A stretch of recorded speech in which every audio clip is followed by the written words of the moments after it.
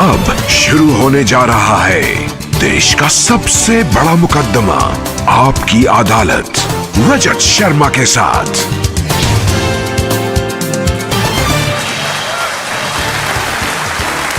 नमस्कार, आपकी अदालत में आपका बहुत बहुत स्वागत है। आपकी अदालत में हम ऐसे लोगों को इनवाइट करते हैं जिनको लेकर जनता के मन में उत्सुकता रहती है, जिनसे लोग सवाल पूछना चाहते हैं, जिनके बारे में लोगों के मन में क्यूरियोसिटी होती है। पिछले दिनों मैं जहां भी गया, लोगों ने मुझे एक शख्स के बारे में कहा, आप इन्हें आपकी अदालत में बुलाइए, और मैं भी सोचने के लिए मजबूर हो गया, ये कौन है जिसके बारे में हर पब्लिक फंक्शन में लोग मुझे कहते हैं, जिसके बारे में लोग मैसेज भेजते हैं, दर्शकों की बार बार मांग आती है। पता किया, इनकी सोशल मीडिया पर काफ़ी फॉलोइंग है। जब ये अपने घर से बाहर निकलते हैं तो सड़क पर ट्रैफिक जाम हो जाता है, लाखों लोगों की भीड़ इकट्ठा हो जाती है। इस शख्स को आपकी अदालत में आमंत्रित कर रहा हूं। प्लीज वेलकम बागेश्वर धाम के प्रमुख धीरेन्द्र कृष्ण शास्त्री।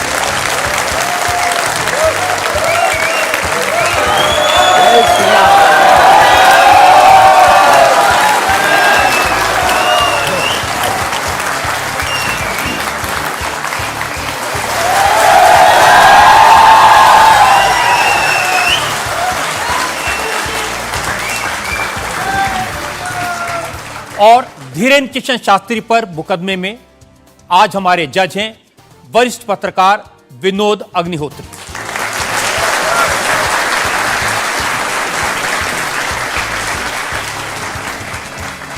इससे पहले कि मुकदमा शुरू करें, इल्जामात सवालात का सिलसिला शुरू करें, आज के जज विनोद अग्निहोत्री की इजाजत चाहेंगे आज की कार्रवाई शुरू करने के लिए। इजाजत है मुकदमा शुरू करने की। और इससे पहले कि पहला इल्जाम लगे शास्त्री जी पर, एक नजर डालते हैं शास्त्री जी के लाइफ पर। आजकल पूरे देश में बागेश्वर धाम के प्रमुख धीरेन्द्र कृष्ण शास्त्री की बहुत चर्चा है। कोई उन्हें चमत्कारी कहता है, कोई उन्हें अंतर्यामी कहता है, कुछ लोग उन्हें पाखंडी कहते हैं, लेकिन धीरेन्द्र कृष्ण शास्त्री खुद को पक्का सनातनी बताते हैं। अब हिंदू एक हो जाओ, सनातनी एक हो जाओ, यही हम चिल्ला रहे हैं कब से। शक्ति का प्रभाव दिखाना यही हमारा उद्देश्य है। धीरेन्द्र कृष्ण शास्त्री का दावा है कि उनके ऊपर बजरंगबली की विशेष कृपा है। वो भक्तों का दुख दर्द सिर्फ अपने इष्ट तक पहुंचाते हैं। चूंकि भक्तों पर कृपा बरस रही है, इसलिए धीरेन्द्र कृष्ण शास्त्री का प्रताप भी बढ़ रहा है। उनके भक्तों की संख्या अब लाखों में है। धीरेन्द्र कृष्ण शास्त्री सिर्फ 26 साल के हैं। साल 2 साल में ही बागेश्वर धाम के पीठाधीश्वर के रूप में वे विख्यात हो गए। अब बड़े बड़े मंत्री और अफसर भी उनके दरबार में हाजिरी लगाते हैं। धीरेन्द्र कृष्ण शास्त्री सबसे पहले नजरों में आए जब संस्कार टीवी पर उनकी भागवत कथा दिखाई जाने लगी। फिर वो चमत्कार भी दिखाने लगे। 21वीं सदी के इस कथावाचक के वीडियो आजकल हर मोबाइल में है। बाबा इंस्टाग्राम से लेकर फेसबुक तक हर जगह छा चुके हैं। जैसे जैसे धीरेन्द्र कृष्ण शास्त्री की लोकप्रियता बढ़ी तो विवाद भी सामने आ गए। धीरेन्द्र कृष्ण शास्त्री का दावा है कि वो कोई पैसा नहीं लेते। जो उनके दरबार में आना चाहता है उसे सिर्फ हनुमान जी के यहाँ नारियल बांधकर अर्जी लगानी पड़ती है। धीरेन्द्र कृष्ण शास्त्री एक अच्छे वक्ता हैं। अब उनका संकल्प है कि वो सनातन धर्म को घर घर पहुंचाएंगे और भारत को हिंदू राष्ट्र घोषित करवाएंगे। आपकी अदालत में धीरेन्द्र कृष्ण शास्त्री अपना मुकदमा खुद लड़ेंगे। तो आइए शुरू करते हैं आज का मुकदमा। आपकी अदालत में पहला इल्जाम धीरेन्द्र कृष्ण शास्त्री पर। आपकी अदालत में बागेश्वर धाम के प्रमुख धीरेन्द्र कृष्ण शास्त्री पर आरोप है कि ये पब्लिसिटी के लिए स्टंट करते हैं। शास्त्री जी, बहुत सारे लोगों ने मुझे कहा कि आपको आपकी अदालत में बुलाएं, सोशल मीडिया पर आपकी मैंने देखा बहुत लंबी चौड़ी फैन फॉलोइंग है, 40 लाख लोग आपको फॉलो करते हैं। बहुत सारे वीडियोस मुझे लोगों ने भेजे। आप सड़क पर निकलते हैं तो चारों तरफ भीड़ लग जाती है। तो एक वीडियो मैं जनता को दिखाना चाहता हूं जो आपके लोगों ने मुझे भेजा है।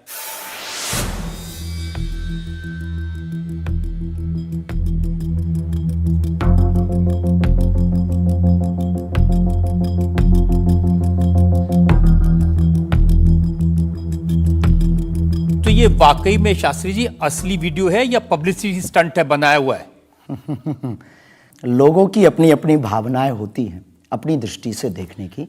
ये वास्तविकता एक जगह की नहीं है। जहाँ जहाँ बागेश्वर बालाजी का दरबार लगता, जहाँ जहाँ बागेश्वर बालाजी की कृपा से दास कथा करने जाता, ये तो कम है, कैमरे में कम आया है, और ज्यादा है।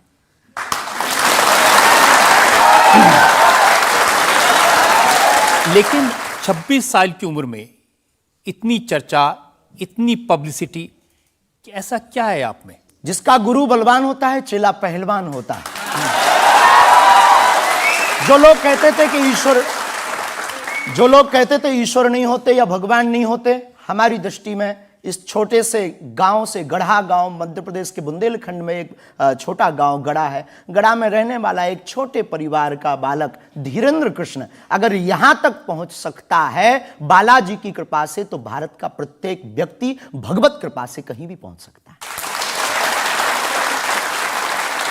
आपने ये नहीं बताया कि यहां तक कैसे पहुंच गए हैं। ये जो लोग हैं जो फॉलो करते हैं, जो आपके बारे में इतनी बातें करते हैं, ये क्यों करते हैं? क्या है आप में? बागेश्वर बालाजी की कृपा, वो सब पर है।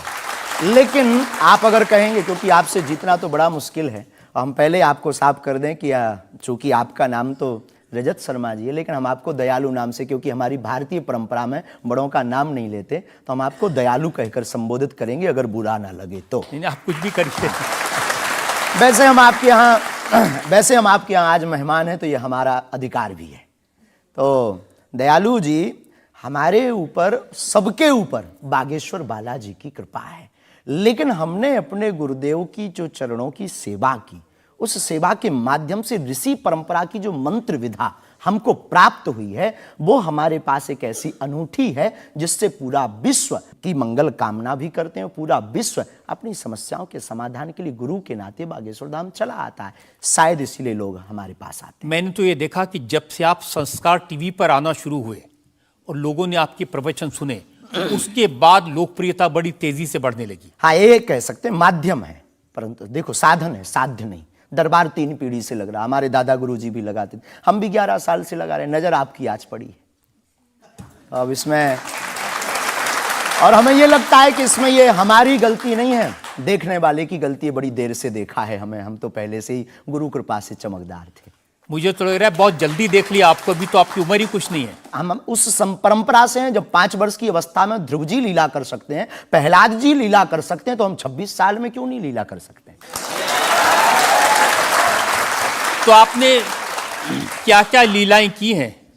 कोई ऐसी लीला नहीं की जिसमें हम फंसे, लेकिन आपकी अदालत में आए हैं, तो आपके उसमें आप जो कह रहे हैं, तो हमारे जीवन में गुरु कृपा से जो किया सब सनातन के लिए किया, और केवल सनातन के लिए करें। लीला का मतलब ये, हम कोई ईश्वर नहीं है, हम कोई भगवान नहीं है। साधारण जैसे ये इंसान है, वैसे हम मानव हैं, हम में कोई अलग नहीं है। बस हमने अपनी परंपरा को ठीक से जाना, ये अलग है।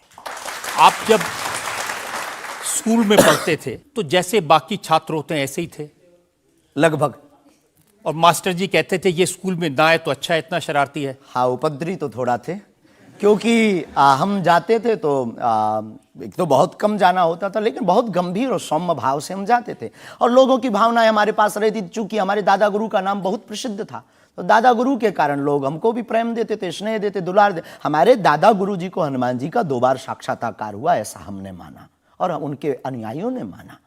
तो हम जब स्कूल में जाते थे, तो बचपन से ही बड़ी कृपा थी, तो लोग, बच्चे हमारे पास आते थे, सब क्लासें एक साथ हो जाती थी, 9वीं 10वीं 8वीं सब एक हो जाती थी, जिसमें हम बैठते थे। अच्छा महाराज जी बताइए हमारी कितनी परसेंटेज बन रही है?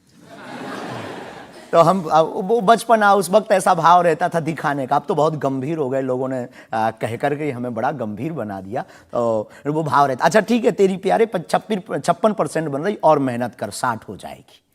तो कौन हनुमान जी बताते थे कितनी परसेंटेज? गुरु प्रेरणा हमसे कोई शक्ति बात नहीं करती है, कोई सामने नहीं हमारे पास बैठती है, हमें तो अनुभव होता है, प्रेरणा होती है। जो ऋषि परंपरा में प्रेरणा है, जो हमारे भारत में अनेकानेक महापुरुष, तो हमको प्रेरणा लगती है, ऐसा अनुभव होता है कि ऐसा होगा, जैसे हमें प्रेरणा लग जाती है कि ऐसा होगा, वो हम लिख देते हैं, और इष्ट कृपा से और अपने इष्ट के प्रति आस्था से वो बात सत्य निकलती है।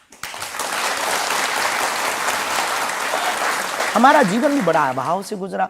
एक छोटी झोपड़ी रहती थी, वो भी झोपड़ी कच्ची झोपड़ी, उसमें पिताजी रहते थे, हमारी माँ, हमसे छोटी बहन और उससे छोटा भाई, 5 लोग उसमें रहते थे। उसी में भगवान को स्थान था। दादा गुरुजी निर्मोही अखाड़ा से साधु थे, तो उन्हें परिवार से ज़्यादा मतलब नहीं था। तो बड़ा अभाव में गुजरा हमारा जीवन, बहुत विचित्र स्थितियों में गुजरा। लेकिन अभाव ने प्रभाव की महिमा बताई, और आज प्रभाव ने हमें अभाव की महिमा बताई। तो आप कह रहे हैं कि जब छात्र थे तो साधारण छात्र थे, जैसे बाकी बच्चे होते हैं, वैसे आज घर परिवार वैसा था जैसे बाकी लोगों का होता है। कोई नई बात नहीं, कोई ऐसा, हम कोई ईश्वर नहीं है, हम संसार से कोई अलग से ब्रह्मा जी की फैक्ट्री से सेट नहीं भये। हम जैसे दुनिया है वैसे हम हैं। बस गुरु परंपरा और हनुमान जी की कृपा क्या होती है, शायद हनुमान जी ने और गुरु ने हमको चुना ये ललकार कर बताने के लिए, हमें लगता है हमारा। तो इस देश में तो बहुत सारे लोग हैं जो हनुमान जी के भक्त हैं, करोड़ों लोग। हाँ, मंगलवार को शनिवार को मंदिरों में जाते हैं, व्रत रखते हैं, प्रसाद चढ़ाते हैं। तो हनुमान जी ने आपको क्यों पकड़ा? कुछ ज्यादा ही घनिष्ठता होगी हमारी, उनको ज्यादा मोहब्बत हम पर आई होगी। लेकिन इस करोड़ों लोगों में हनुमान जी के लाखों भक्त हैं। उन्होंने अपने लिए मांगा और हमने पूरी विश्व के लिए मांगा। इसीलिए हमें लगता है कि हम में और बाकियों में अंतर है। देखिए आपने क्या मांगा, इसके कुछ वीडियोस मैंने देखे हैं। वाह। आप लोगों से कह रहे हैं कि आपके पास जितना चाहे दान दे दो, अपना मकान दे दो, फ्लैट दे दो, बंगला दे दो, घोड़ा दे दो, गाड़ी दे दो, सोना चांदी, बैंक, एफडी, मंगलसूत्र, अंगूठी, लुगाई लड़का छोड़ के सब मुझे दे दो। ये हमारा डिस्क्लेमर रहता है दरबार के पहले का। लोगों को जो भावनाएं रहती हैं कि गुरु परंपरा के लोग और साधु लोग दरबार इसलिए लगाते हैं, भगवान को इसलिए रखते हैं कि ये कमाई का जरिया बनाते हैं। और हमने अपने दरबार में बैनर लगा करके, वो माइक पर ठोक करके बोलते हैं कि यहाँ किसी भी प्रकार का शुल्क, फीस, दक्षिणा नहीं लगता।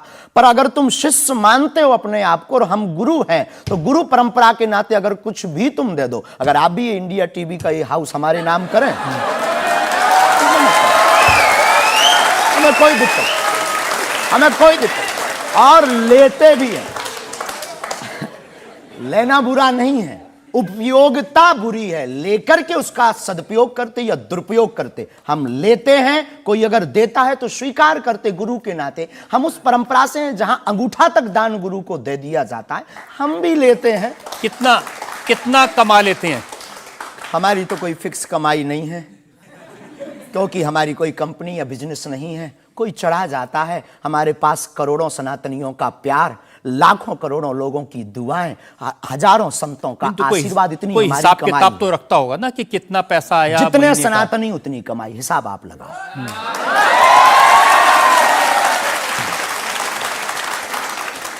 ज्यादा बातें इसलिए होती हैं कि आप जो स्टंट करते हैं पब्लिसिटी के लिए, आप ऐसी ऐसी बातें कह देते हैं।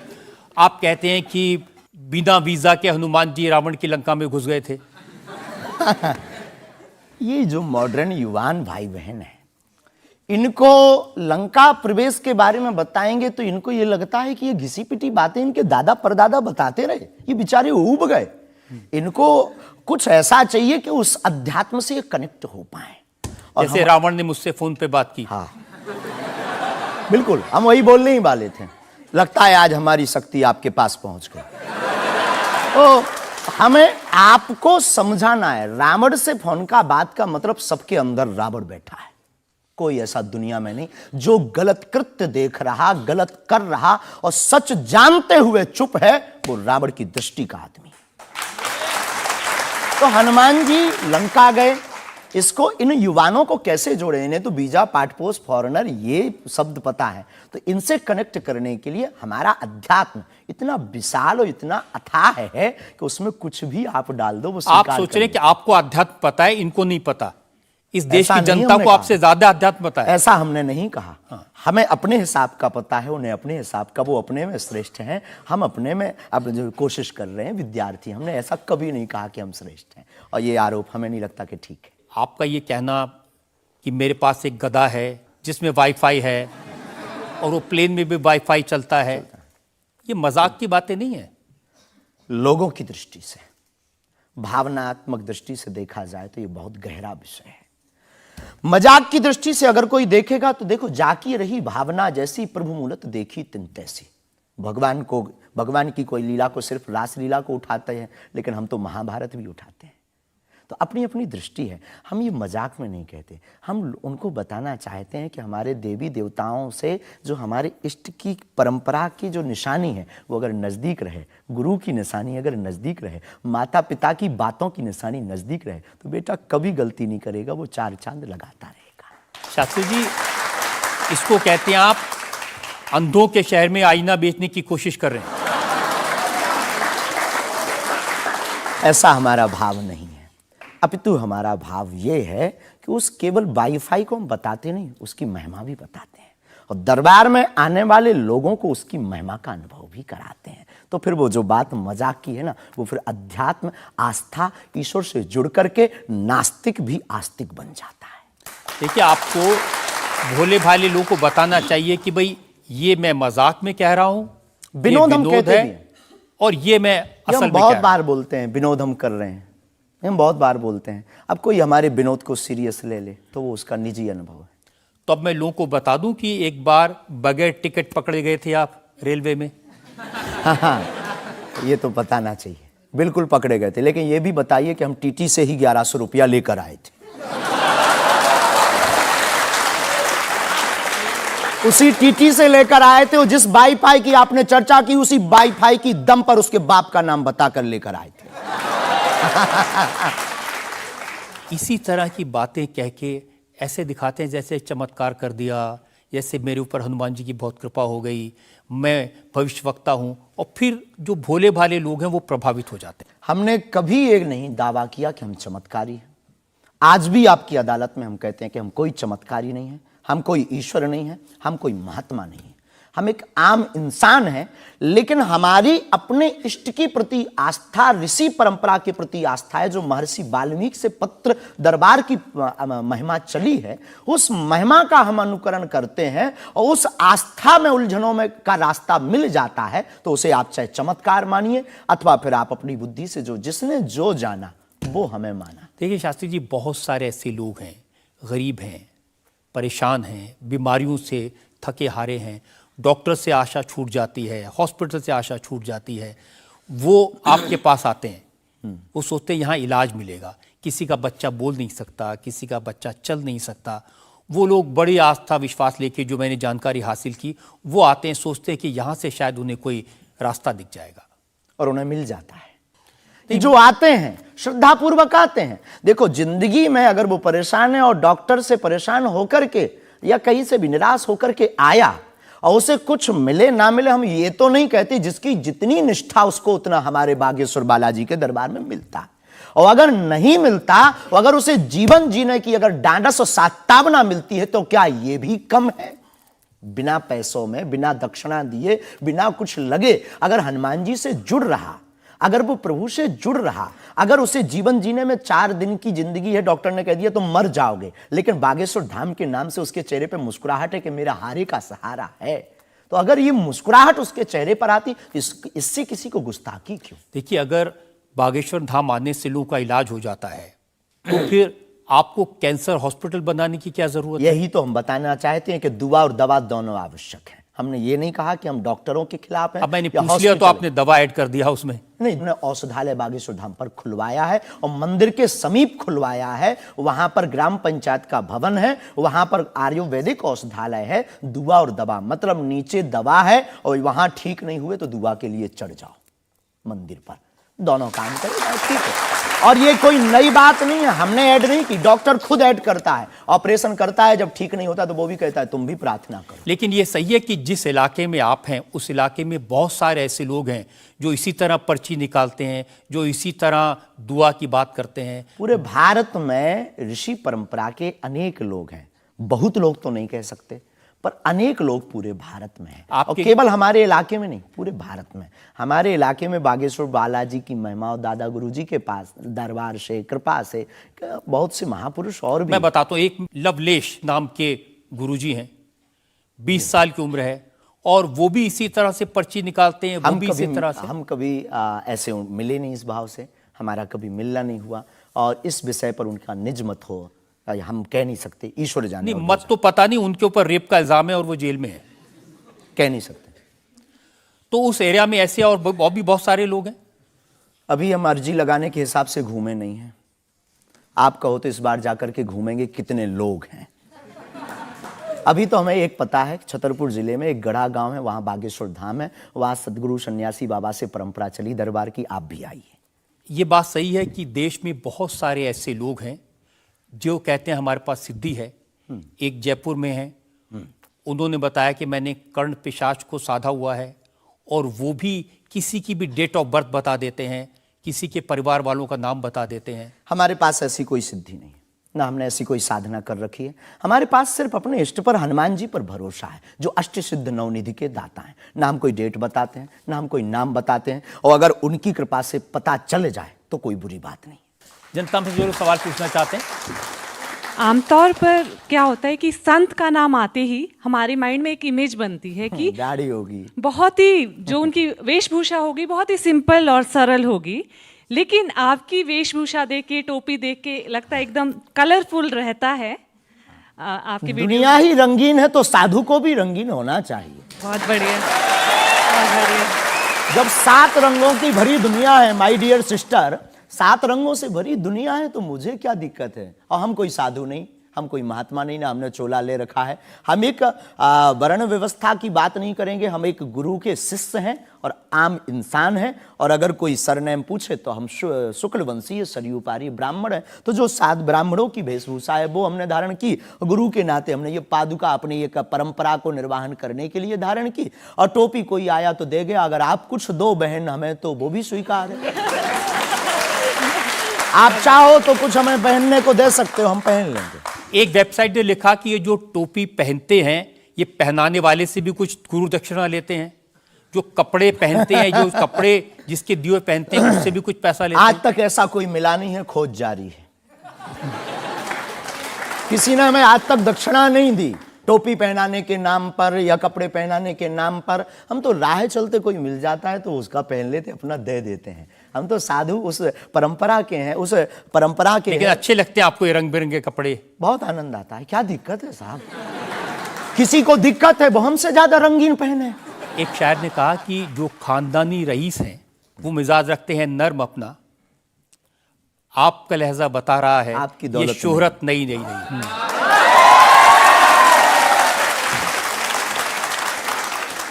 लोगों को लगता है, हमें लगता है कि हमारे जीवन में न हमें धन प्रिय है, न मान प्रिय है, न सम्मान प्रिय है, हमें हनुमान प्रिय है। और हमने जब से जन्म लिया तब से हम धनवान हैं, क्योंकि हमारे हनुमान हैं। और दुनिया का प्रत्येक हनुमान भक्त धनवान है जिसके जीवन में हनुमान है। और वो निर्धन है इस दुनिया में जिसके जीवन में भगवान नहीं, वो निर्धन है। और अगर बाप हनुमान हो और धनवान हनुमान हो और उनका भक्त अगर रंगीन ना हो, पीला लाल ना हो, जब हनुमान जी लाल देह लाली से हो सकता तो लाल पगड़ी क्यों नहीं हो सकती? ये मुझे पता चल गया है कि आप इसी तरह की डायलॉग बाजी करके ही इतने पॉपुलर हुए हैं। आपकी अदालत में अगला इंसान। आपकी अदालत में बागेश्वर धाम के प्रमुख धीरेन्द्र कृष्ण शास्त्री पर इल्जाम है कि ये असभ्य भाषा का प्रयोग करते हैं। शास्त्री जी, कुछ लोग आपको पीठाधीश्वर मानते हैं, कुछ लोग गुरु मानते हैं, लोग महाराज कहते हैं, बड़ा आदर करते हैं। कोई संत कहता है लेकिन आप जिस भाषा का प्रयोग करते हैं वो इस गरिमा के अनुकूल नहीं लगती कई बार। जैसे आपने एक पत्रकार को कहा कि तुझे नंगा कर दूंगा, ये साधु की भाषा तो नहीं हो सकती, ये संत की भाषा तो नहीं हो सकती। ब्राह्मण समाज पर कमेंट करने वाले एक व्यक्ति को आपने कहा मूर्ख, ठठेरी के बरे, नकट्टा। तो ये ठठेरी क्या ये होता कोई हम जातिवादी नहीं है, पहली बात तो हम ये क्लियर नहीं, ये ठठेरी क्या होता है? ये हमारे बुंदेलखंड का एक भावनात्मक शब्द है, ठठरी। जब माताएं बड़ी आवेश में होती है और बालक कोई गलती कर देता है तो माताएं अपनी बालक को कहती हैं, अरे ठठरी के बरे सुधर जा, न कटा। तो हम बहुत गांव के भोले भाले अनपढ़ गवार आदमी हैं, अंगूठा छाप है, ठीक से पढ़ाई की नहीं, तो गवार आदमी है। तो जो माँ की हमारी जो परंपरा है, जो पारिवारिक बोलचाल है, उस पारिवारिक बोलचाल में अगर कोई साधु के ऊपर टिप्पणी उठाएगा, रामचरितमानस पर टिप्पणी उठाएगा या भगवान पर टिप्पणी उठाएगा, तो स्वभावश सनातनी हिंदू होने के नाते वो लहजा निकल जाता है। और सठे साठ्यम समाचरित, ये भी कौन सी गलत बात है? अगर कोई भगवान को गाली बके और हम उसको श्रीमान जी कहें, रहे स्वामी जी कहें, भगवान कहें, तो हमें तो नहीं लगता कि वो बिना ना मानत जलद जड़ गए 3 दिन बीत, और बोले राम सकोप तब भय बिन हो ये न प्रीत। देखिए, आप अपने आप को बड़े पढ़ा लिखा गवार कह करके तो नहीं छुप सकते उसके पीछे। आपने उनसे कहा कि तू मुझे मिल जा, मैं तुझे मसल दूंगा। बहुत अच्छा, हाँ, ये हमने कहा, ये तो अच्छी भाषा तो नहीं। क्योंकि उन्होंने कथावाचकों को पाखंडी कहा था, जिस विषय पर आपने ये टिप्पणी किया है। उन्होंने कथावाचक, हमने कहा कथावाचक हो सकते पाखंडी, पर पर्टिकुलर नाम लीजिए, सब नहीं हो सकते। इस भारत में जगतगुरु स्वामी रामभद्राचार्य भी है, मुरारी बापू भी कथाव्यास है, पूज्यपाद श्री मलुक पीठाधीश्वर भी कथाव्यास है, उनमें एक दास भी है। ये महापुरुषों पे आज तक कोई इल्जाम नहीं है, और इन महापुरुषों पर इल्जाम नहीं है तो सब कथा। भाई, एक पत्रकार गलत हो सकता, सब नहीं हो सकता। हम अगर सबको कहें कि सब पत्रकार ऐसे होते हैं तो ये हमारी धूर्तता होगी। तो उसने सब कथावाचकों को ऐसा कहा था, तब हमने उसको कहा था कि भाई अगर तुम ऐसा कहो तो महापुरुषों के बारे में तो किसी को नहीं कहना चाहिए, तो बात ठीक है, तय है। रामचरितमानस के बारे में नहीं कहना चाहिए तो तय है। तो उसके लिए अगर ऐसा मसला कह दिया समझाने के लिए, वो है तो हमारा आदमी चेला। लेकिन आपने संत तुकाराम के बारे में क्या कहा? संत तुकार को, हाँ। आपने कहा संत तुकाराम की लुगाई रोज उन्हें मारती थी, रोज पीटती थी डंडे से। तो किसी ने उनसे पूछा, तुम रोज लुगाई से पिटते हो, शर्म नहीं आती? इसमें बोलचाल की भाषा में थोड़ा सा वो हुआ। हमने एक कथा पढ़ी थी एक पुस्तक में, उसमें लिखा था कि उनकी पत्नी झगड़ालू, बड़ी ईर्षालु थी, बड़ी विचित्र थी, और वो संत तुकाराम जी को एक बार गन्ने के लिए भेजती, गन्ना वो एक लेकर शाम को आते तो वो उनके शरीर पर प्रहार कर देती, एक गन्ने के 2 टुकड़े हो जाते। पर तुकाराम बहुत अद्भुत महापुरुष थे, उन्होंने कहा, देख तू कितनी ज्ञानवान है, पहले गन्ना एक था, हम लोग 2 थे, तूने मेरे शरीर पर प्रहार करके गन्ने के 2 टुकड़े कर दिया, अब एक तू चूस एक मैं लूं। तो लेकिन हमारा आपने जो बोलचाल उसमें बिगड़ा आपने जिस अंदाज में कहा था वो सम्मानजनक नहीं था, समाज के लिए असभ्य था, इसमें कोई संदेह नहीं है। लेकिन हम अपनी भाषा से समझने का कोशिश करते हैं, जो कई बार हमारी भाषा लोगों के अनुरूप फिट नहीं है। कभी नहीं, आपको नहीं लगता कि संत तुकाराम जैसे महान संत के बारे में ये कह दिया, उसके लिए हमने गलती माननी चाहिए? बिल्कुल, अगर ये किसी की भावनाओं को ठेस पहुंचा तो संतों के प्रति हमारे हृदय में अथाह प्रेम है, अथाह प्रेम। और हम स्वप्न में भी, हम तो खुद साधु परंपरा से जीवित हुए हैं, नालायक से बोलने लायक संतों के कारण हुए, और हम अगर संतों का अनादर करेंगे तो अपनी जिंदगी में हम रहेंगे कहाँ? तो हम तो विनम्रता पूर्वक अगर किसी को ठेस पहुंचा तो हमें नहीं लगता कि हमारे द्वारा उनको ऐसा कहा, लेकिन अगर किसी को ठेस पहुंचा और शब्द ऐसा मुंह से फिसल गया तो हम क्षमा प्रार्थी, कोई संदेह। अब मैं एक और उदाहरण आपको बताता हूँ। अच्छा किया कि आपने क्षमा प्रार्थना की, करना ही चाहिए साधु संतों के बारे में, अगर गलती से मुंह से कुछ निकल जाए, बहक करके अगर हो जाता तो कोई दिक्कत। आप बात कर रहे थे साईं बाबा के बारे में, और आपने कहा कि हमने सुना वो चांद मियां निकले। हाँ, सुना। आपने कहा कि कई बार लगता है कि 33 कोटि क्या कम पड़ गए, और समझदार के लिए इशारा काफी है जी। जिन साईं बाबा को करोड़ों लोग मानते हैं, करोड़ों लोग की श्रद्धा उनमें है, उन्हें भगवान मानते हैं, उनकी पूजा करते हैं, उनके मंदिरों में लाखों लोग जाते हैं, उनके बारे में इस तरह की भाषा? बात ये थी, प्रश्न ये था, क्या साईं बाबा हिंदू हैं या मुसलमान? हमने कहा हम तो उस वक्त थे नहीं भाई साहब, अगर होते तो देखते टोपी पहनते थे कि माला।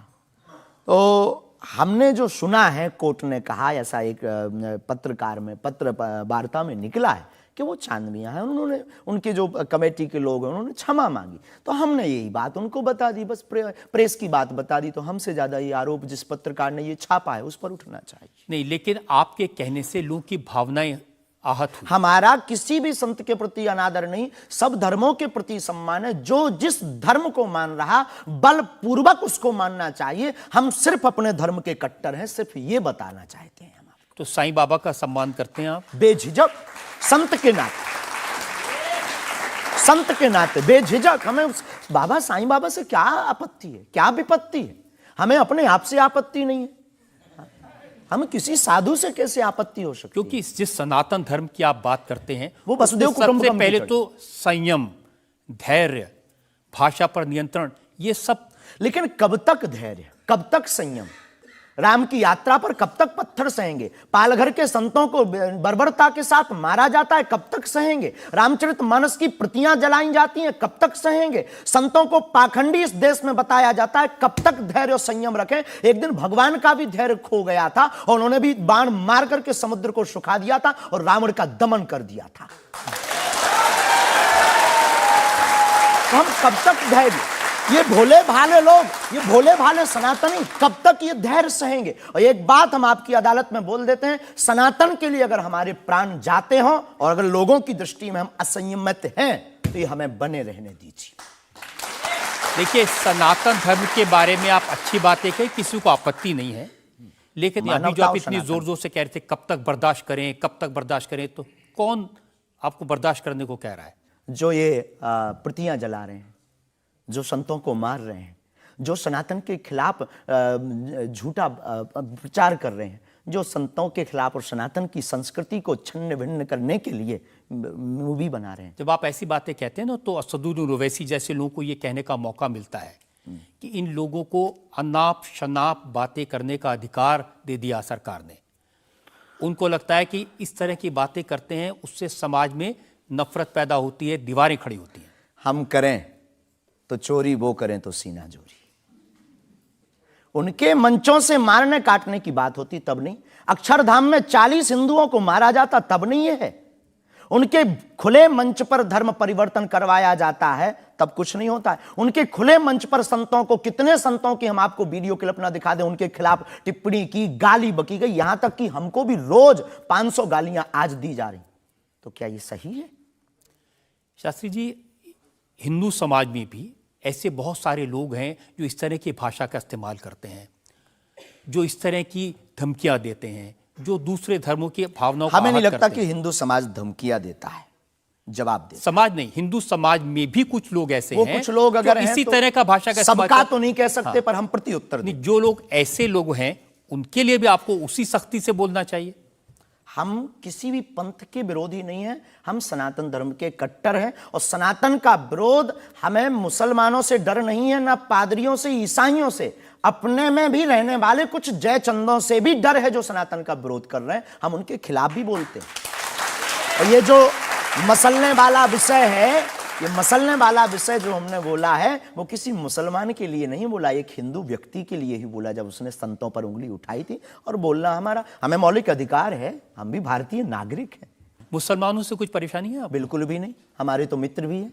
मैंने तो ये हमें भी कोई सुना कि आपकी बहन की शादी एक मुसलमान से पैसे लेकर सहयोग आपने दी, करवाई हाँ। थी। आज भी हमारा मित्र, अभी 5 दिन पहले ही मिला, चाय भी पी। और हमारा लगभग 500-600 मुसलमान परिवार हैं जो आत्मा से जुड़े हैं। इस भारत का प्रत्येक नागरिक अपने हृदय पर अगर हाथ रखे ना, अब मीडिया में वो कुछ भी बोले, तो उसकी रंगों में राम और कृष्ण का ही ब्लड बह रहा है। तो हम मानवता के पुजारी हैं, हम मानवता के पुजारी हैं, जातियों के या पंथ के पुजारी नहीं। हम इसको लेकर मेरे पास और इल्जाम है। हम एक ब्रेक के रुकेंगे और ब्रेक के बाद आपकी अदालत में धीरेन्द्र के शास्त्री पर इल्जामात और सवालात का एक और आपकी अदालत में अगला इल्जाम। आपकी अदालत में बागेश्वर धाम के प्रमुख धीरेन्द्र कृष्ण शास्त्री पर आरोप है कि ये अपने विरोधियों को धमकी देते हैं।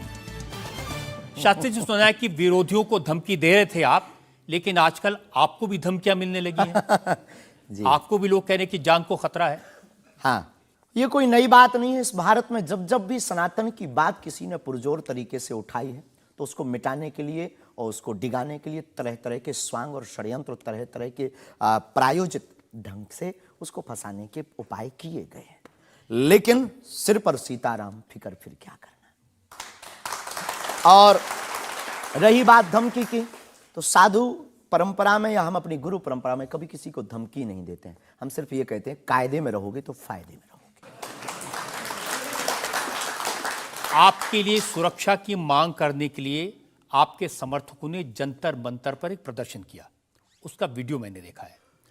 और जो लोग बागेश्वर धाम के नाम पर वहां प्रदर्शन कर रहे हैं, वो कह रहे थे अब चाकू छोड़ो, तलवारें रखो, अब इन लोगों को गोली मारो।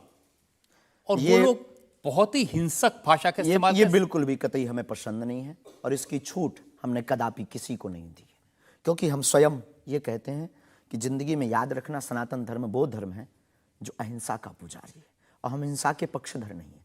क्योंकि हिंदू का अर्थ ही होता है जो हिंसा का दमन करे।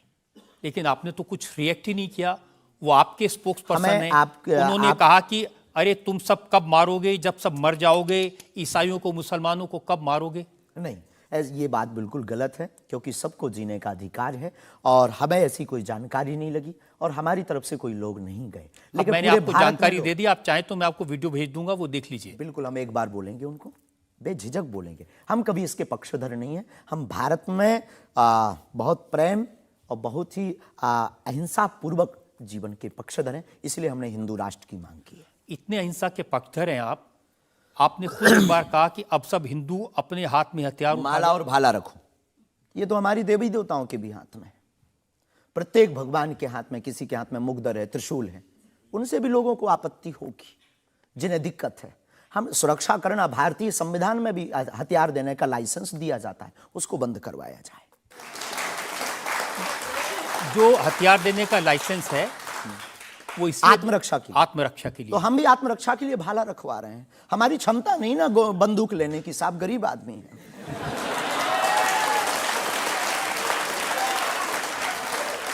जब आप इस तरह की बातें करते हैं ना, तो फिर सवाल ये उठता है कि आपकी सुरक्षा के लिए टैक्स पेयर क्यों पैसा दे, जनता क्यों पैसा दे? आप इस तरह की बातें करेंगे, भाला की बात करेंगे, बंदूक की बात करेंगे, गोली की बात करेंगे, तो धमकी मिलेगी। हाँ मिलेगी, लेकिन हमने कभी बंदूक की बात नहीं की। हमने भाला और माला की बात की। और रही बात सुरक्षा की, तो प्रत्येक नागरिक की सुरक्षा करने की जिम्मेदारी भारत सरकार की है। और हमें अपने इष्ट और भारत की सरकार पर भरोसा है, वर्तमान सरकार पर भरोसा है। साधु संत के तुम रखवारे, असुर निकंदन राम दुलारे। एक तो हमारा पहला भरोसा ही है, हमारे इष्ट हमारे हनुमान जी है। और हमारा ये धमकी नहीं है। और बार बार मरना नहीं, एक बार बचना नहीं, तो डरना किस बात का? तो जब तक जिएंगे, प्राण अगर जाते हो चले जाएं, पर सनातन की चर्चा, घर घर राम पहुंचाने की चर्चा नहीं हम छोड़ेंगे। वो 50 उपाय कोई कर ले।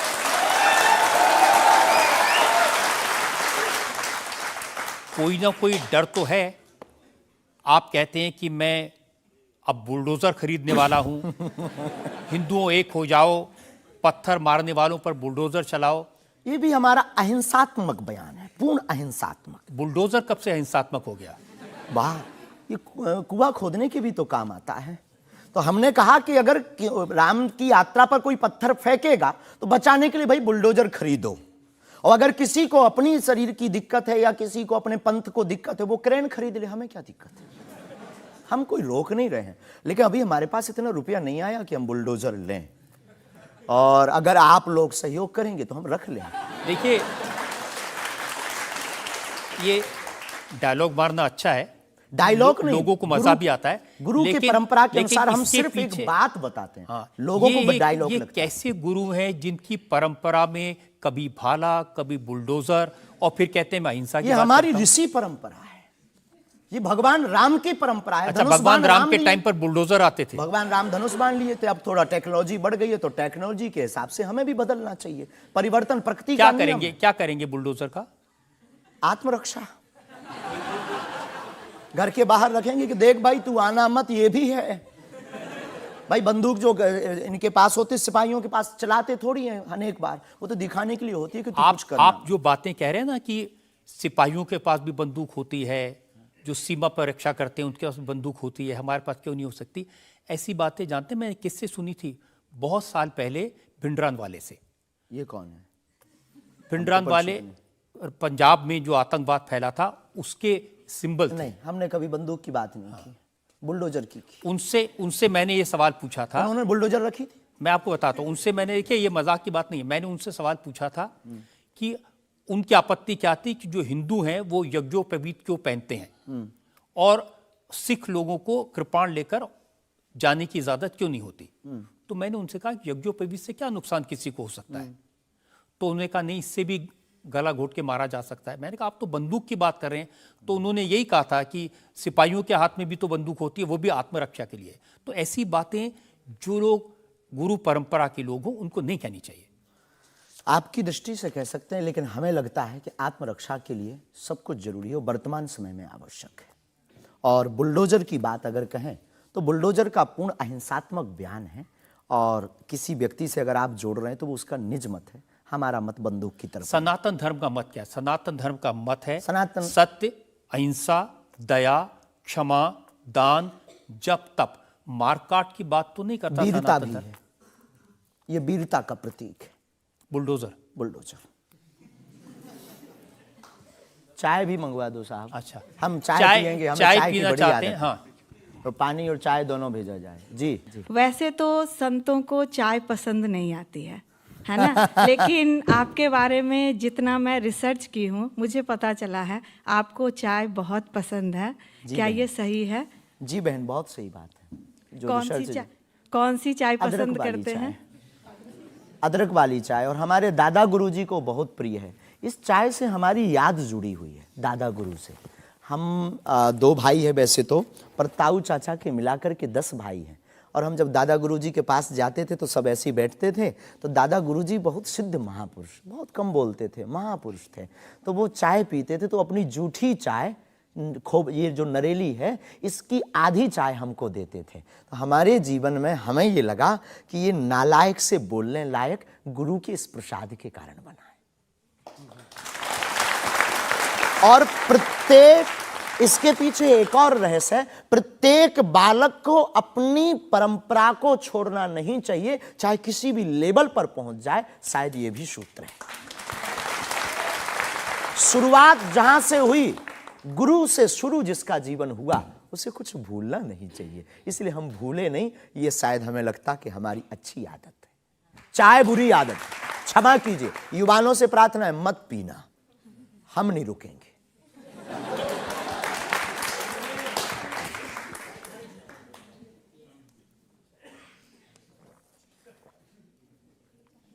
और हमारे दादा गुरु ने तो श्लोक भी बनाया है, कहो तो सुनाऊं। चाय पर श्लोक। चाय पर श्लोक आपने नहीं सुना होगा, एक बार सुन। केटली गर्भ संभूतम शक्कर पत्ती मिश्रितम कप मध्य विराजते देवी ओम चाय चंडिकाय नमो नमः। और केवल इतना ही नहीं, चाय और चाह दोनों जिंदगी में बहन जरूरी है। चाय हमारे लिए जरूरी है क्योंकि हमें लगता कि चाय से गुरु की याद आती है, और जिससे ईश्वर की याद आए वो बुरी चीज भी अच्छी है। और चाह, परमात्मा को पाने की चाह भी जिंदगी में बहुत जरूरी है। जिसके अंदर ईश्वर को पाने की चाह होती, वो आदमी भी नंबर 1 का होता। चाह पैसों से आनों में आती रही, चाह आनों से रुपया बनाती रही, चाह रुपयों से नोट बुनाती रही, चाह नोटों से कोठी चुनाती रही, चाह कोठी में मोटर मंगाती रही, चाह मोटर से होटल में जाती रही, चाह होटल में बोतल खुलाती रही, चाहे क्या क्या ना करती कराती रही।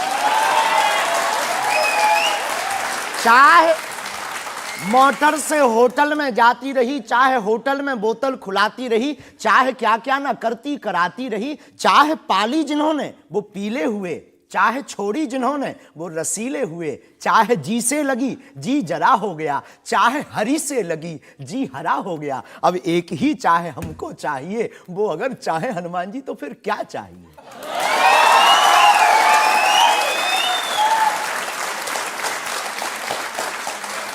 अब आप ये मत कहना कि ये डायलॉग बाजी है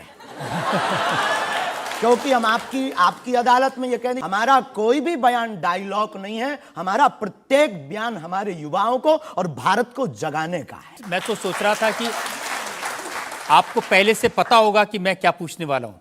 शायद ये जो चाय आप पीते हैं, इससे एनर्जी आती है, ऊर्जा आती है, शक्ति मिलती है? लगभग गुरु की याद आती है। और देखो चाय पीना, देखो सच बात यह है कि चाय पीना ठीक नहीं है, चाय हानिकारक है, भूख मारती है। लेकिन हम 24 घंटे में 18 घंटे सेवा करते हैं, लगभग 17 घंटे गद्दी पे बैठते बोलते हैं। भूख लगेगी तो नींद आएगी, नींद को मारने का एक बहुत अच्छा उपाय है चाय पी लेंगे। भूख कम तो हम ज़्यादा समाज सेवा कर पाते हैं, हमें ऐसा लगता है, पर डॉक्टरी भाषा में ये ठीक नहीं है। तो ये सिर्फ समाज सेवा के काम आती है, या फिर जैसे शाहरुख खान की फिल्म पठान को आपने क्रिटिसाइज किया, वो भी चाय का असर था? चाय कोई नशा नहीं है, लेकिन अगर आप उसकी बात करें तो हमने सिर्फ सनातन की बात की कि हमारे सनातन पर भगवा रंग ही बेशरम क्यों बार बार।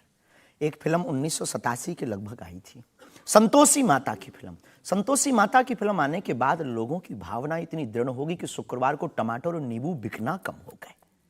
और अगर आप सनातन के खिलाफ, आपको याद होगा, और अगर सनातन के खिलाफ कोई मूवी बनाओ तो मंदिरों में, भगवान के चरणों में और माता पिता और गुरु के प्रति आस्था लोगों की कम हो जाएगी। इसलिए बार बार हमारी संस्कृति, हमारे सनातन और हमारे भगवान राम को टारगेट ना किया जाए। देखिए, बिना देखे आपने फैसला कर लिया कि वो भगवान राम को टारगेट किया गया है, सनातन को टारगेट किया गया है। भगवा रंग तो देखने की जरूरत ही नहीं है, खून ही भगवा है।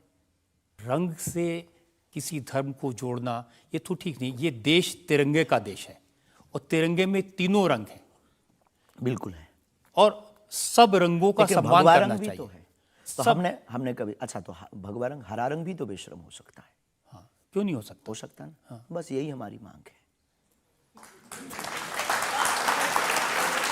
देखिए, ये इस तरह की जो मांगे करते हैं ना, उसी पर मुझे आपत्ति है।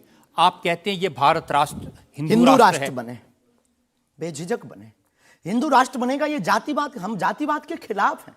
कब तक गालियां जातिवाद के नाम पर, कब तक राजनीतिक रोटियां सेकी जाएंगी? ये बंद करो। अब कब तक जातिवाद के नाम पर वोट लेंगे? आप ये बंद करो, भारत को हिंदू राष्ट्र बनाओ। सामाजिक समरसता होगी, सब में समानता होगी, सौहार्दता होगी, न पत्थर गलेंगे, न रामचरितमानस जलेगी, न राम के ऊपर कोई टिप्पणी होगी। हिंदू राष्ट्र होगा तो राम राज्य आ जाएगा। भारत विश्व गुरु है। शास्त्री जी, ये जो देश है ना, ये भारत के संविधान से चलता है। वो संविधान जो बाबा साहब अंबेडकर ने बनाया था। क्षमा कीजिए, हम उसके आदर करते हैं, हमारे पूर्वजों ने स्वीकार किया। कहां आदर कर रहे हैं? वो संविधान कहता है ये धर्मनिरपेक्ष राज्य है, इसमें रिलीजन के नाम से इसको देश नहीं बनाया जा सकता। संविधान का प्रथम पृष्ठ ही भगवान राम के चित्र से प्रारंभ होता है। हाँ, बिल्कुल। संविधान का प्रथम पृष्ठ, जिस देश का संविधान भगवान राम से प्रारंभ हो तो क्या वो हिंदू राष्ट्र, राम राज्य नहीं हो सकता है? वही संविधान जो भगवान राम के पृष्ठ से शुरू होता है, वही संविधान कहता है कि भारत एक धर्म निरपेक्ष हमने ऐसा राज्य सुना है, पढ़ा नहीं है, पूछना नहीं। पंथ निरपेक्ष कहा है, धर्म तो सिर्फ सनातन नहीं, धर्मनिरपेक्ष। हाँ, तो धर्म सिर्फ सनातन है, बाकी सब पंथ। देखिए, और जो देश धर्मनिरपेक्ष नहीं होते, जैसे हमारे पड़ोस में पाकिस्तान धर्म के आधार पर बना, उसका क्या हाल है ये आप देख रहे हैं।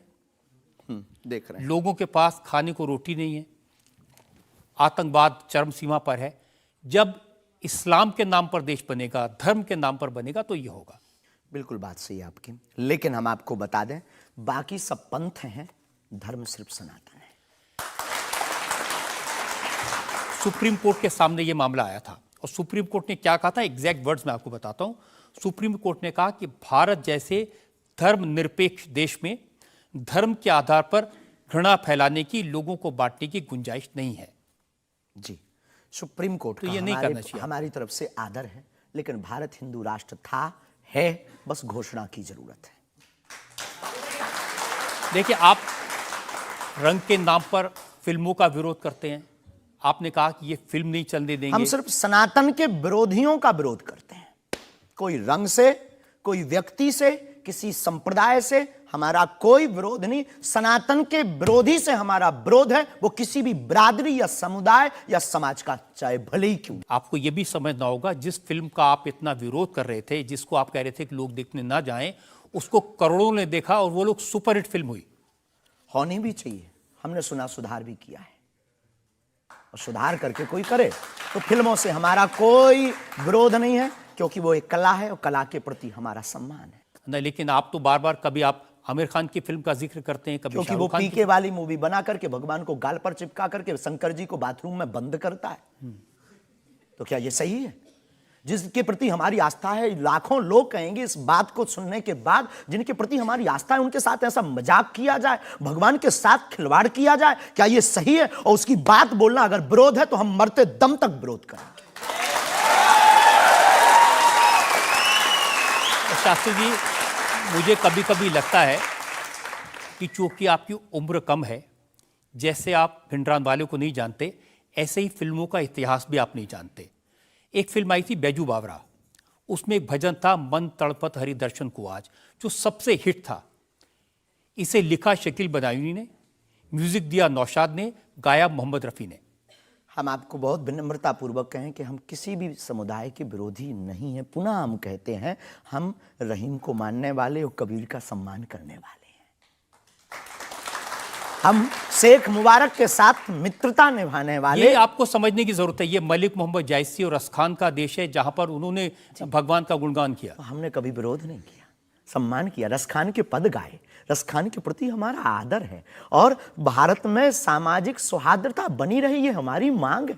और क्या ये नाजायज मांग है? नहीं, जिन आमिर खान का जिक्र कर रहे हैं, उन्होंने जब लगान फिल्म बनाई, उस फिल्म में जो भजन था वो जावेद अख्तर ने लिखा और रहमान ने उसका म्यूजिक दिया। जी, तो उसके प्रति सम्मान है। हमने सुना नहीं है, अभी तक उस फिल्म को देखा नहीं है, पर उसके प्रति हमारा सम्मान है। उसके प्रति हमारा कोई अगर वीडियो के लिए विरोध का मिले तो दिखाइए। मैं भेजूंगा आपको, यही आपकी नहीं, प्रॉब्लम नहीं, है। हमारा विरोध उस गाने के प्रति नहीं, उस गाने के प्रति नहीं है। आप बस हमारा तो सिर्फ सनातन की बात है, फंडा सिर्फ सनातन सनातन। सिर्फ मैं कह रहा हूं कि आपको जिसका विरोध करना है उसके बारे में थोड़ी सी जानकारी हासिल कर लीजिए। आपको न मिले तो मुझसे पूछ लीजिए। बहुत अच्छा है, अब आगे से ये कोशिश करेंगे, लेकिन सनातन के लिए पूछ नहीं पाएंगे हम। सनातन पर उंगली उठाएगा तो इधर से भी डायरेक्ट सीधा सा होगा। ऐसा लगता है कि जैसे आपने सनातन धर्म के नाम पर धमकियां देने की दुकान खोल ली है। अगर किसी को यह धमकी लगती है तो उसे लगना चाहिए, क्योंकि प्रत्येक भारतीय नागरिक को बोलने का अधिकार है, और हमें भी बोलने का अधिकार है सनातन के लिए, क्योंकि हमारा जन्म सनातन के लिए हुआ, हमारा जीवन सनातन के लिए है, और हम मरेंगे भी सनातन। बोलने पर आपत्ति नहीं है, हम धमकी देने पर आपत्ति है। हम धमकी नहीं देते, हम सिर्फ ये कहते हैं कायदे में रहो तो फायदे में रहो। ये भारत राम का देश है, बस हम कायदा सिखाते हैं, और गुरु का काम है कायदा सिखाना, धमकी नहीं। गुरु क्या डांट करके धमकी देता है? गुरु धमकी, अगर कुम्हार मटका बनाता है तो भीतर से हाथ भी तो लगाता है। तो हम तो गुरु परंपरा के हैं, तो गुरु के नाते हम समझाते हैं, माय डियर, मेरे प्यारे, सनातन के लिए मत बोलो। बुंदेली भाषा में ऐसी भाषा बोलेंगे तो अच्छा है। नहीं बोलेंगे, पर ठटरी बरे भी नहीं छोड़ेंगे। आपकी अदालत में अगला इंसान। आपकी अदालत में बागेश्वर धाम के प्रमुख धीरेन्द्र कृष्ण शास्त्री पर इल्जाम है कि ये दुष्प्रचार करवाते हैं। देखिए, एक उदाहरण मैं आपको देना चाहता हूं। YouTube पर मैं देख रहा था, एक वीडियो है आपका, और उस वीडियो को देखने से ये इंप्रेशन आता है कि जैसे प्रधानमंत्री नरेंद्र मोदी आपके दरबार में आए, और एक नहीं 3 ऐसे वीडियो हैं बागेश्वर धाम ऑफिशियल चैनल पर। अब आपके समर्थकों ने बनाया, मैं आपको दिखा देता हूं, आप उनके बताइए लिए कि वो आपका है क्या अच्छा। नहीं। बागेश्वर धाम सरकार पहुंचे पीएम मोदी, तो क्या मोदी जी भी बागेश्वर धाम सरकार के भक्त हो गए हैं? आए दिन बागेश्वर सरकार के पास नेताओं की भीड़ लगी रहती है, जिसमें प्रधानमंत्री नरेंद्र मोदी जी का नाम भी शामिल है, जो कुछ दिन पहले ही बागेश्वर धाम सरकार के दर्शन करने पहुंचे थे।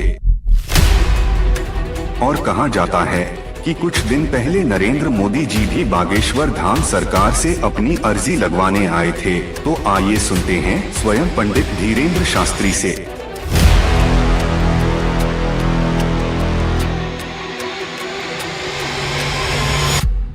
मोदी जी को ये प्रोजेक्ट करते हुए जैसे बागेश्वर धाम आए, मेरी जानकारी है कि 3 वीडियोस हैं, उनमें से एक बागेश्वर धाम का है। बागेश्वर धाम के ऑफिशियल चैनल से कभी हो ही नहीं सकता है, न ऐसी भूल हो सकती है, क्योंकि हमने कभी ऐसी इजाज़त नहीं दी। ये बहुत बड़ी गलतियां हैं। टीआरपी के चक्कर में रोज़ तो लोग हमारी शादी करवा देते हैं यूट्यूब पर। आपने सिर्फ ये भर देखा, ये भी तो देखिए कि हर बार हमारी लड़की बदल दी जाती है। हैप्पी बर्थडे कहीं ये कह दिया जाता है। एक ने न्यूज़ डाली थी, बागेश्वर सरकार 23 तारीख को परिणय सूत्र में बंधेंगे। संतों के फोन आने लगे। तो ये सिर्फ मीडिया पर, चूंकि बागेश्वर धाम बहुत सर्च हो रहा, और हनुमान जी भला सर्च हो क्यों ना, हनुमान जी तो लोगों की श्वास में, ये पवन पुत्र हैं। तो लोग बागेश्वर धाम बालाजी के नाम से सर्च करते हैं, तो लोगों को जो कुछ यूट्यूब वाले हैं, सब नहीं, कुछ यूट्यूब वाले हैं जो अपनी व्यूअरशिप बढ़ाने के चक्कर में इस प्रकार का कुकृत्य करते हैं, जो दुष्प्रचार है। और बागेश्वर धाम ने इस पर अनेक बार कार्रवाई भी की, उनके खिलाफ नोटिस भी भेजा, और अनेक बार डिस्क्लेमर भी बागेश्वर दरबार में हमने दिया है कि किसी भी प्रकार की भ्रामक जानकारी से बचें। धाम का इस प्रकार से कोई भी लेना देना नहीं है। ये खुद की निजता के साथ वो बेफुजूली के कार्य कर रहे हैं, और बागेश्वर धाम इसके लिए कानूनी कार्रवाई भी करवाएगा। शास्त्री जी, प्रधानमंत्री को लेकर इस तरह की वीडियो बागेश्वर धाम के नाम से जाएं, तो आपको नहीं लगता कि ये भोले भाले लोगों के लिए मिसलीडिंग है? लोग ऐसी बातों पर भरोसा कर लेंगे। धाम से तो हुआ नहीं, कोई कर रहा हो तो खबर नहीं है, पर कर रहा जो, उसके खिलाफ कानूनी कार्रवाई। अगर आपके नामले पे कोई कर रहा है तो भी आपको कोई एक्शन लेना चाहिए। आपने कुछ कार्रवाई की है? हाँ, अनेक बार नोटिस भी भिजवाया है, अनेक बार कितने चैनलों को बंद करवाया है, जो कई बार कोई खान के खिलाफ कर देते थे हमारे लिए, कई बार कोई धमकी डाल दे। बागेश्वर धाम पहुंचे जेल, अब वो ऐसी हथकड़ी हो, वो पुलिस अगल बगल लगा देते थे। तो इनसे हमारी आपके सोच से भी प्रार्थना है, इसको बहुत देखा जाएगा, आपकी अदालत को जब भी देखा जाए, इस प्रकार की भ्रामक जानकारी से बचें। हम इस प्रकार, कोई भी हमारा दरबार या कथा प्रदर्शन का विषय नहीं है, हमारी कथा और दरबार दर्शन का विषय है। तो आपकी तरफ से मोदी जी के वीडियोस को लेकर के क्या कार्रवाई की गई? इसमें अभी इसकी हमें आज पता लगा है कि मोदी जी का बना है। पूर्व में हमको वो जेएलएल वाला बताया था, हमें इसका ज्ञान नहीं है, लेकिन हम जाते ही तुरंत आपकी अदालत के बाद लीगली कार्रवाई एफआईआर अपने अमुक थाने पर करवाएंगे। अच्छा, इसके अलावा और भी बहुत सारे वीडियोस हैं। देवेंद्र फडणवीस का है, मनोज तिवारी का है। ये तो आए थे। ये भी फर्जी वीडियो है? अरे नहीं, ये तो आए थे, इनके मत करवा दियो ना ना ना, ना। देवेंद्र फडणवीस जी भी आए थे, मनोज तिवारी हमारे बहुत प्रिय शिष्य हैं, वो भी आए थे, और बहुत आए हैं, पर मोदी जी नहीं आए हैं। हाँ, ये बता देते हैं, तो इन पे एफआईआर जी डिलीट ना करवा दियो, आप रोक दियो। लेकिन आपके 1-2 सेंटेंसेस हैं जिसमें आप कुछ मोदी जी कह रहे हैं, मोदी जी आइए। हाँ, वो हम लंदन में दरबार में थे, ये शायद उससे अगर ये जोड़ा हो, पूरा तो देखा नहीं, उससे जोड़ा हो तो खबर नहीं, हौस नहीं। मोदी जी वो जहाँ लंदन में राम कथा हम कर रहे थे, तो श्री राम मंदिर के, सनातन मंदिर के जो प्रमुख हैं वो एक मोदी जी हैं, और वो भी गुजराती हैं। तो वो दरबार में बैठे हुए थे, किसी कारण उनकी व्यवस्था के कारण प्रशंसा के लिए उनका जिक्र आया, तो लोगों ने शायद वो कट करके उठाया हो, हमारे स्मरण में ऐसा है। लेकिन ये भी गलत है, ये भी अपराध है। वो भी ऑफिशियली, बिना लीगली सहमति लिए बिना आप कोई भी वीडियो शेयर या वो नहीं कर सकता, ऐसा कुछ नियम है, तो ये भी गलत है। मैं आपको बताऊं शास्त्री जी, मैंने 40 साल हो गए मुझे पत्रकारिता में, ऐसे बहुत सारे उदाहरण मैंने देखे हैं। चंद्रा स्वामी का उदाहरण देखा था, वो नरसिम्हा राव के साथ उनकी तस्वीरें, राजीव गांधी के साथ उनकी तस्वीरें, जॉन मैकेंद्रो के साथ तस्वीरें, लिज टेलर के साथ, ये अंतर्राष्ट्रीय ख्याति प्राप्त लोग हैं, और वो ये तस्वीरें दिखाकर अपनी दुकान चलाते थे, और वाकई में जो दुनिया के बड़े बड़े लीडर्स थे उनसे उनकी पहचान थी। ब्रुनोई के सुल्तान उनके शिष्य बन गए थे इसी वजह से। अफ्रीकन कंट्रीज़ के प्रेसिडेंट थे मोबुतू, वो उनके शिष्य बन गए थे। हमारा कभी भी भाव, कोई आवे सब सम्मानीय है। हमारा ये भाव नहीं है कि हम आपकी फ़ोटो दिखा करके लोग हमको माने। देखो, आप हमारी मीडिया पर प्रचार कर सकते हो, पर अगर दम नहीं होगी, सत्यता नहीं होगी, तो व्यक्ति एक बार आएगा, लौटकर कभी नहीं आएगा, आपको भी गाली देगा, हमको भी गाली देगा। तो ये माध्यम हो सकते हैं, साधन हो सकते, साध्य नहीं। तो हमारा ऐसा भाव नहीं, क्योंकि हमारे पास जो है वो खुली किताब है, ऊपर से नीचे तक, और हम कभी ये नहीं चाहते कि लोग देखें। अब कोई देख रहा तो वो उनकी दृष्टि और उनकी आंख है। हम तो सिर्फ ये चाहते हमें हमारा परमात्मा हनुमान जी देखे, बस। क्या चाहते हैं आप हनुमान जी से? सनातन धर्म और हिंदू राष्ट्र। फिर भी मांग पूरी नहीं होगी। अगर हिंदू राष्ट्र आप कह देंगे कि बन गया तो हम अखंड भारत मांगेंगे।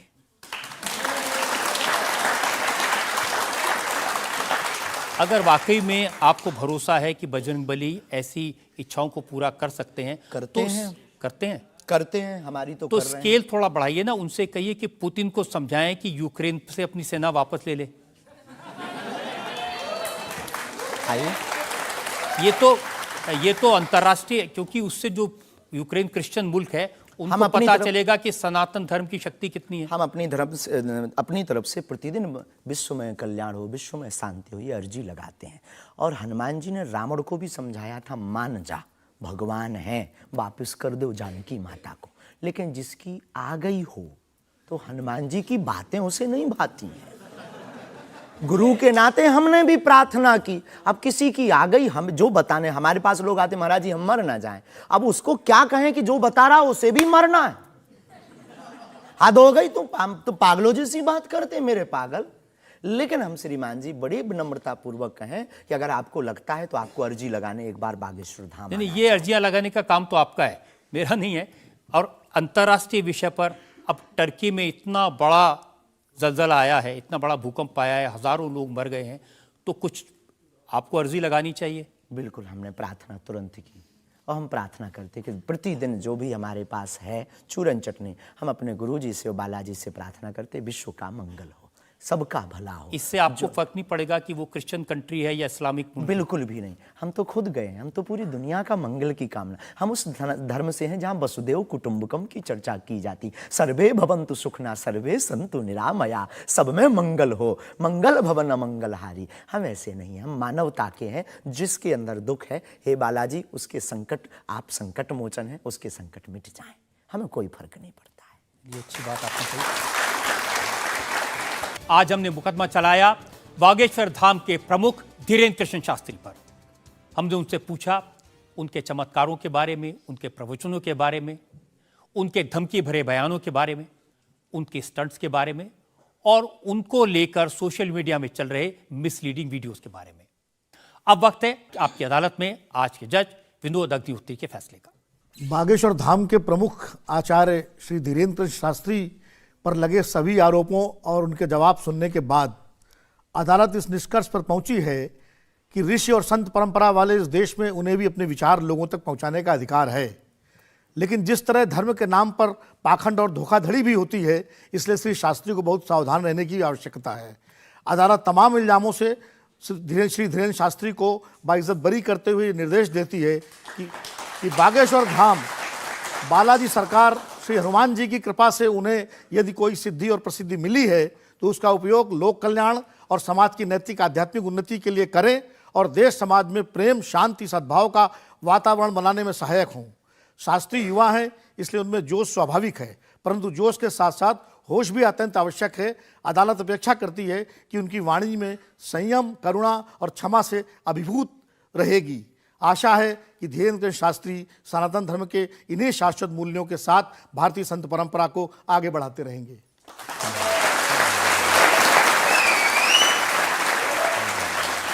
इस विश्वास के साथ कि हमारे जज साहब ने जो हिदायत दी है धीरेन्द्र शास्त्री उसका पालन करेंगे, संभल कर रहेंगे और समाज में किसी भी तरह की भ्रांतियां न फैलें, इसका ध्यान रखेंगे।